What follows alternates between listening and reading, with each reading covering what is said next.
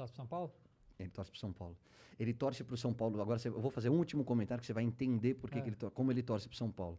Cheguei pra ele e falei assim, ele joga FIFA, joga cartola, faz tudo, né? E aí conversando com ele, ele falava, o Lua joga muito, pai. O Lua, volante de São Paulo. Eu falei, joga mesmo, João. Quem joga mais, filho, Luan ou Casemiro? Você tá zoando, né? O Luan. Eu falei, Casemiro, Real Madrid, seleção brasileira, o Luan joga mais que o Casemiro. Ele falou, joga. Eu falei, João, você tem certeza? Ele falou, pai, como é que eu vou discutir com você? Você acha que o Pedro joga mais do que o Rigoni? O Pedro do Flamengo, eu falei, cara, olha a associação dele, porque um dia a gente conversando, eu converso muito com ele sobre futebol, eu falei, filho, o Pedro seria titular em todos os times do Brasil, em qualquer time, sem exceção. Pode pegar qualquer time e ver se tem um camisa 9 melhor que o Pedro. Ele só não joga no Flamengo porque tem um Gabigol. E o Gabigol e a empatia, né, a sintonia dele com a camisa do Flamengo é um absurdo, absurdo.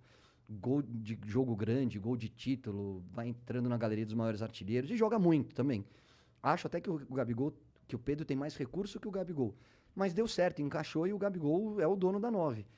E aí um dia ele falou, não, o Rigoni joga mais do que o Pedro. Eu falei, João, o Rigoni é muito bom jogador, mas não dá pra comparar, filho.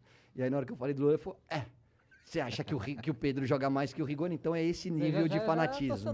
Desde cedo, isso aí já tá... Mas ele joga bem. É que eu acho que não é só talento. Pra você virar jogador, tem que fazer muito sacrifício. Não sei o quanto ele tá disposto. E é muito novo ainda, 10 anos. Não sei quanto ele tá disposto a fazer sacrifícios pra virar jogador profissional.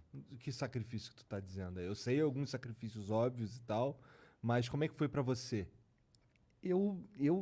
Para mim, na verdade, e eu acho que isso é um pouquinho diferente, apesar de toda a paixão que ele tem pro futebol, a minha vida sempre foi, o meu sonho sempre foi ser jogador de futebol. Nunca passou pela minha cabeça ser outra coisa que não um jogador profissional.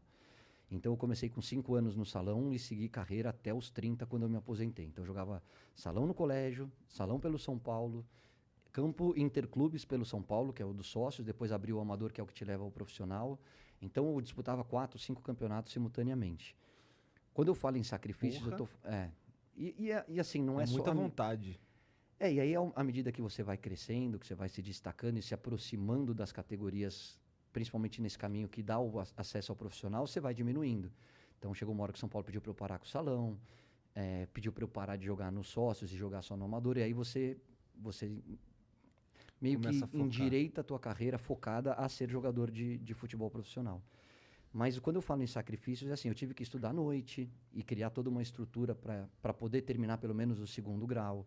Você tem que abrir mão das festinhas que tem todo final de semana, de dormir na casa dos amigos, de ir para tua casa no interior, casa na praia. E isso jovem, né? Você sacrifica muito a tua vida particular em prol da carreira. Então, só para dar um exemplo, quando eu tinha 16, 15 anos, 14 anos, 15...